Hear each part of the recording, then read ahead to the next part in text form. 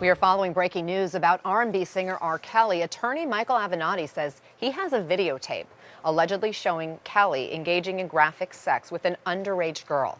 Now, Avenatti claims this is a different VHS tape than the one used in another criminal case against the star in 2002.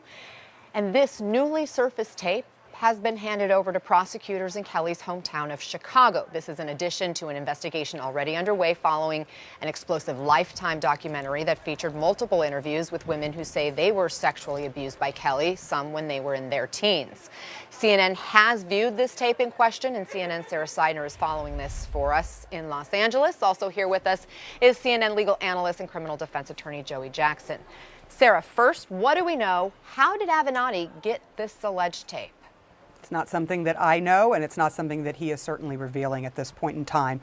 But I think what is important about this story is that this is, if everything that I have seen on this tape is accurate, and everything that I have heard on this tape is an accurate depiction, this could be potential evidence in a new case against R. Kelly. Now, we've spoken to sources on this story, and I have also viewed the tape, and I can tell you that the video is graphic, it is clear, it is in a well-lit room. There are two scenes to this tape. One is in what appears to be a living room, which is very bright and well lit, and the other is in a bedroom, which is darker, but still you can certainly see the features of both of the people who are on the tape. During the tape, and it is impossible to know this girl's age, but I do want to mention that the details I'm about to share with you right now are disturbing. And so people should be forewarned before I go into just a few of the details of this 42-minute and 45-second tape.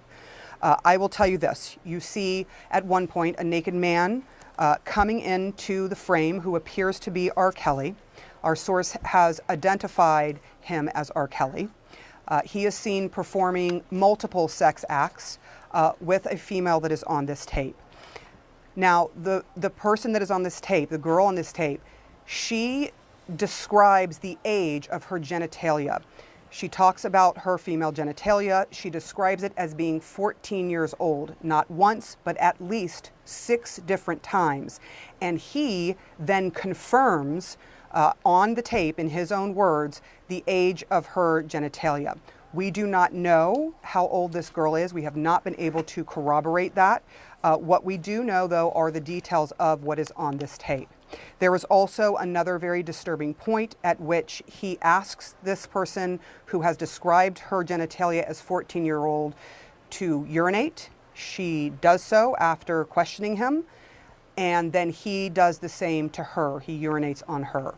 Those details are important because this mirrors what happened back in 2002 in a videotape the prosecutors used to try and bring charges, and did bring charges against R. Kelly at the time. But in the 2008 trial, he was acquitted of those charges, which were 14 charges of child pornography.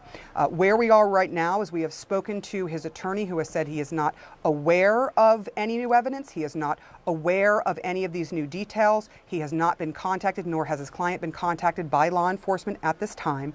We have also reached out to the Cook County State's Attorney's Office, and they have told us that they cannot confirm or deny the existence of anything in any kind of investigation at this point in time. So that's where we are left at this point.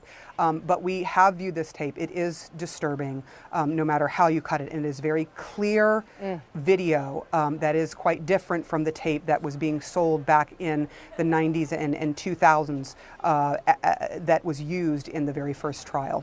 Anna. Sarah, obviously very disturbing information that you're sharing with us. Please stay with me in this conversation as I bring Joey Jackson into it. Where does this case go now? How would this proceed, assuming they've turned over this tape to law enforcement officials? So following up on Sarah's excellent report, let me say the following. Obviously, in the event that R. Kelly's guilty of any impropriety involving an underage person, he needs to be held accountable, and I'm sure that the Cooks County District Attorney's Office, in conjunction with the police department, will do just that. I would encourage, however, everyone to pause for a number of reasons, because you're going to be looking at, and defense attorneys certainly will be honing in on that tape to talk about the authenticity of the tape. tape. We are in a day and age of technology where things can be placed upon tapes that may look one way but are quite another.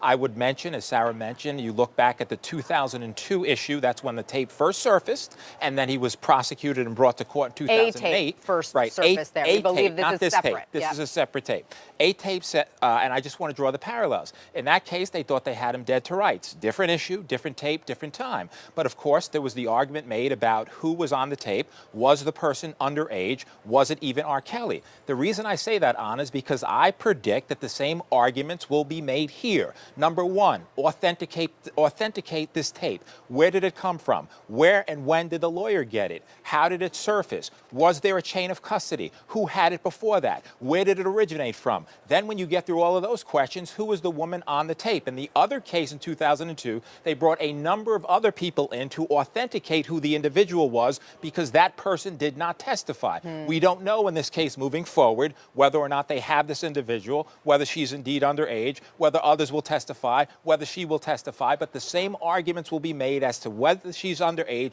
who is she, and whether that's R. Kelly on the tape. If they could establish that, then you know what? He's in a world of hurt and a world of trouble. But I would caution before we get there that there were 21 counts initially. Sarah said 14, and she's right, because the prosecutors had to drop 7 of those. And so where we are now is we're in a place where we need to exercise caution. But if what's on that tape is as alleged and described, then it's going to be a very problematic future moving forward for Mr. Kelly. Joey Jackson, Sarah Seidner, thank you both.